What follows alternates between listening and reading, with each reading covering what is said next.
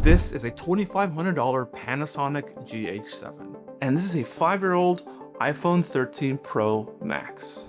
For years, camera companies have been saying that you need to spend thousands of dollars to get the Hollywood look. But honestly, camera technology has evolved over the last 10 years, and the secret nowadays is that it isn't the lens or the glass that makes the camera produce great quality, but rather it's the software that the camera uses. Today I'm going to show you how a completely free app just made your expensive camera obsolete. If you open up the native camera app on your phone right now and press record, the footage that you're going to be recording is going to look like a cheap vlog. That is exactly what the camera industry wants you to believe. They want you to believe that you need to upgrade from an iPhone to a super expensive mirrorless camera if you don't want to achieve that weird plasticky look. But a massive shift is happening. Over the last couple of years, camera apps have gotten better and have made the ability for you to record high quality cinema camera footage right on your phone. For example, the same company that produces and makes high-end cinema cameras, Blackmagic Design, they've gone ahead and released a camera app completely free for you to use that will transform the way you shoot content on your phone. And it's completely free. Yes, free 99. You can download it on the App Store right now. And it's called the Blackmagic Camera app. But here's the catch, because downloading this app and pressing record isn't enough. If you don't know how to use this app, you're still going to get garbage looking footage. You have to learn how to use this app so you can override the processing that Apple forces on the lens. So grab your phone and download the free app, and let's build a homemade cinema rig. The dead giveaway of knowing that someone is shooting on a smartphone is the motion. When you wave your hand in front of your camera when you're using the native app on this phone, it's gonna look robotic and stuttery. That's because your phone is constantly adjusting the shutter speed based on whatever available light there is in the scene or the room that you're filming in. My GH7, for example, the one that I'm using right now that you're seeing me through, does not do that, and real cinema cameras also don't do that. To get buttery cinematic footage, you have to obey the first rule of Hollywood cinematography, the 180-degree shutter rule. Open up the Blackmagic app and look at the top left-hand corner. Tap the FPS icon and lock your frame rate. While 24 frames per second is the global movie standard, feel free to adjust this based on the project that you're shooting. For example, I shoot most of my A-roll at 29 frames per second. This is just a YouTube video that's going on YouTube, but if I was shooting a feature film, I would be shooting at 24. This is the global standard for most films that you've watched in a theater. But wait, we aren't done yet. Tap the shutter icon right next to it. By default, it's going to show you a fraction, like 1/60 or 1/120. Change that setting to shutter angle and lock it in exactly at 180 degrees. What did we just do? We just told the phone software to permanently mimic the natural motion blur of a human eye. No matter what happens in your scene, your motion is now locked, smooth and identical to any Hollywood production. We fixed the motion, but if you stop here, your footage is going to look incredibly amateur. Your phone's default camera is constantly hunting for light. If you pan your camera past a bright window, the whole screen violently darkens. If you pan into a shadow, it aggressively brightens. It completely ruins the immersion of your video. Computational cinematographers never let the camera automatically adjust the exposure. You have to take control.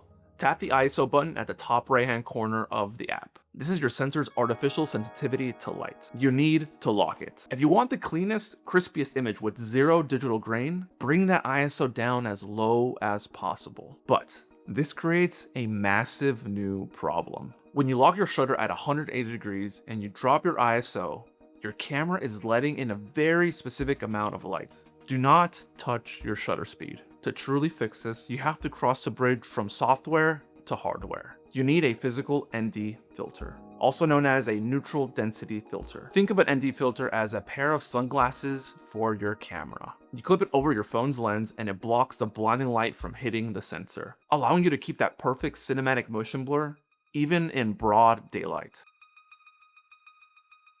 Now we arrive to the absolute most important part of this video. My GH7 shoots in a format called Vlog.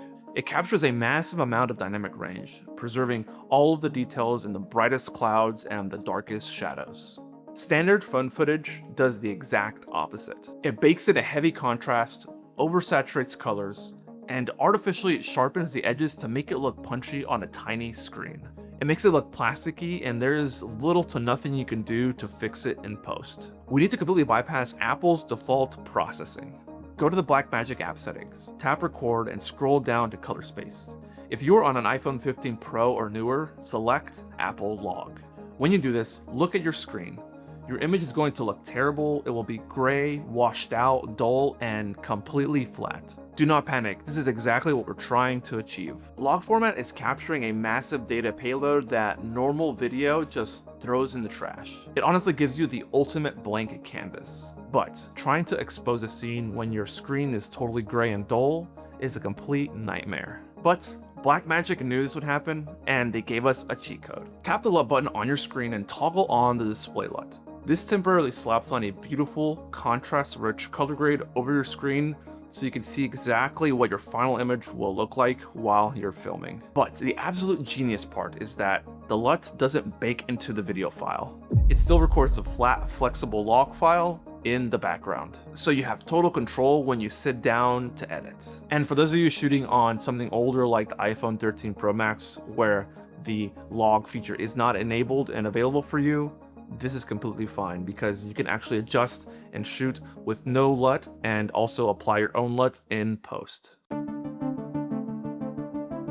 Now that you're shooting a log, let's talk about the codec, because this is actually where the magic happens. If you're shooting on an iPhone Pro model, you have the ability to shoot in Apple ProRes. This is a massive uncompressed format that Hollywood editors use every single day. But ProRes files are gigantic. If you shoot 4K ProRes on your phone, you will completely fill up your phone's data in about 12 minutes. However, with the Pros, we use a hidden trick because modern phones have high-speed USB-C ports. You can now bypass your phone's storage entirely and record massive uncompressed cinema files straight to an external drive.